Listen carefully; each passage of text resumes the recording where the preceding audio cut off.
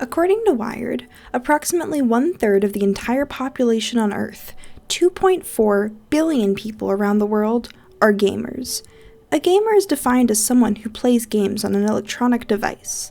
This demographic includes people who play on either a smartphone, a video game console, or a personal computer. Gaming is also far from a fast fad, as the expected number of gamers is estimated to increase to 3 billion by the year 2023. So why is gaming so popular? Well, depending on the game, some could argue that it's due to its immersive, interactive, and narrative enjoyment it brings the user.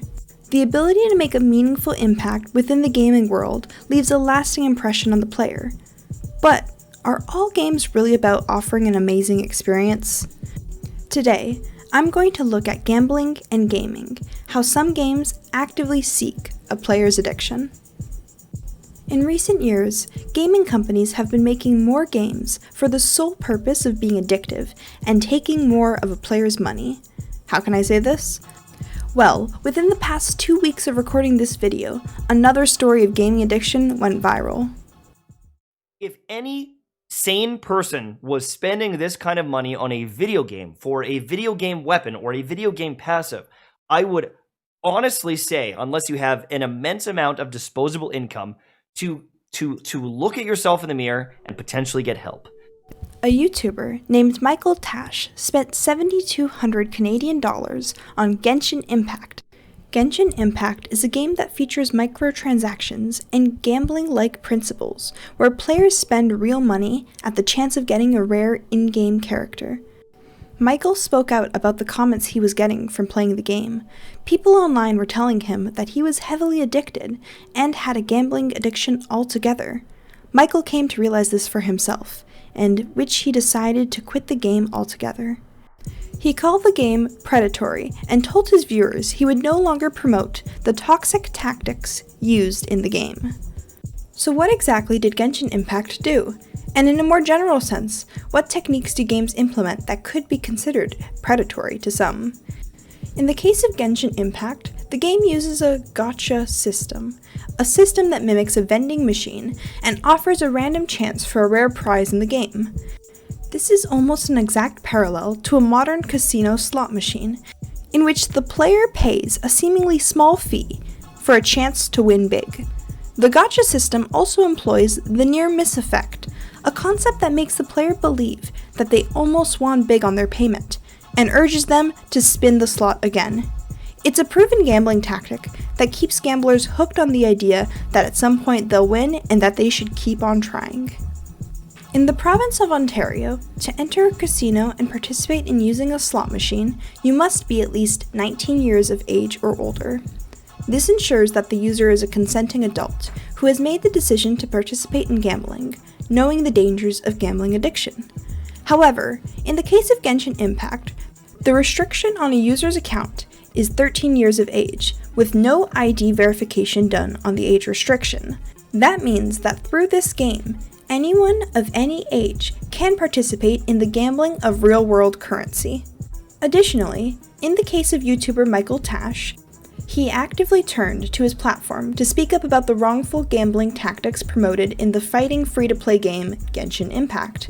In response, one of his accounts were banned from the game, and he was banned from the Genshin Impact Discord and Reddit for opening up the conversation on unethical gaming tactics. So, it's clear by the lack of transparency from Genshin Impact and the lack of discussion that it creates around the game that what they did was extremely unethical. Unfortunately, however, due to the current laws on games right now, everything Genshin Impact did was completely legal. They have the right to market their game to younger audiences, even while utilizing gambling-like techniques. But is Genshin Impact just one game, making the entire community look bad? Here is a list of the top 10 most popular games by search results for February 2019. Of the 10 in the list, 5 of them are free-to-play with microtransactions. So, let's look at some of the more popular games to see if we can find anything unethical.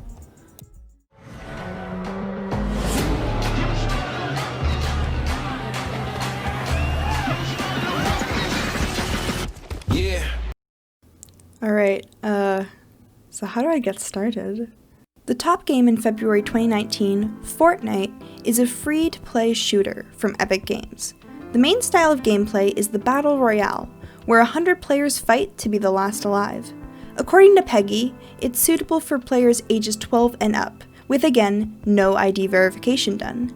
Hence, realistically, players of any age can play Fortnite. It is marketed to an extremely young audience, as Newzoo found that 53% of Fortnite players are ages 10 to 25, with approximately 25% of players being under 18. It's month after month, one of the highest viewed categories on Twitch and YouTube, and this list of wild statistics goes on and on for Fortnite. However, the question remains, is Fortnite safe for a younger audience, or for those who are susceptible to gambling practices?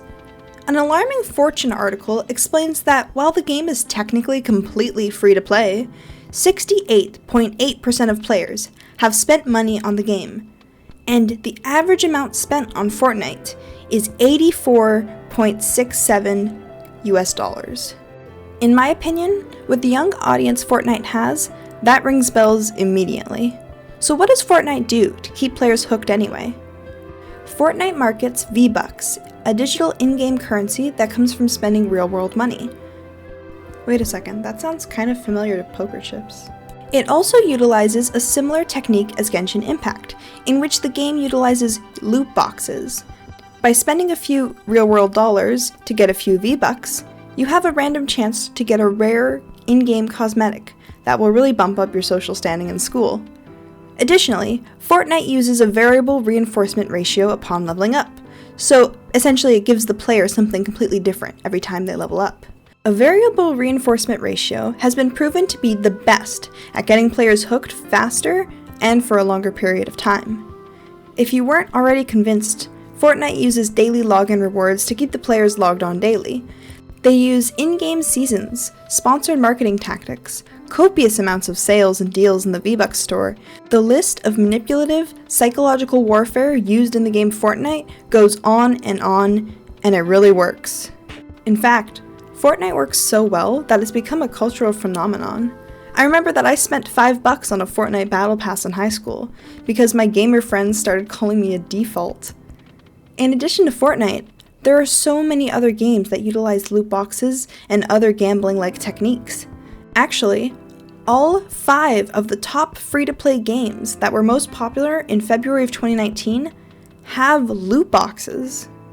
Because these games are so new, so massive, and are played around the world, lawmakers have yet to catch up to regulating and restricting gambling in video games. But there are still things you, as the player, can do not to fall prey to these deceptive tactics. If you are concerned about yourself or any gamers in your life getting hooked on video game gambling, here are a few tips to play smart. Something you can do to protect yourself from video game gambling is to be aware of any microtransactions in the games you play. The reason why gambling is allowed in Canada and in many other countries is because of the transparency casinos have to provide. Unfortunately, the policy on microtransactions isn't so clear. To see if the game you're playing has any microtransactions, check out a website like microtransaction.zone and type in the game you are thinking about playing. This website offers a breakdown of the different microtransaction flags to keep in mind before playing a game. It also goes into details about potential dangers about the microtransaction, such as if the game has an upper limit on how much you can spend. Not looking so great, Fortnite. Additionally, if you play games on Steam, head to the store page of your favorite game, and it will tell you right on the front page if the game has any microtransactions. Now, while microtransactions may be a nice way to support game developers, if someone you know who is either underage or easily susceptible to getting hooked, try to limit the games you play with microtransactions. Additionally, make sure that you don't have your credit card information on the account to avoid easy purchases. If you do spend money on the game, consider where the transaction is in the scope of your gameplay. Will this transaction make you happy for just 1 month, or for the entirety of your play on the game? Would this transaction prompt for more transactions, like loot boxes or monthly game passes? And lastly, how happy does the game genuinely make you? Are you only buying it because you've reached the highest free-to-play level?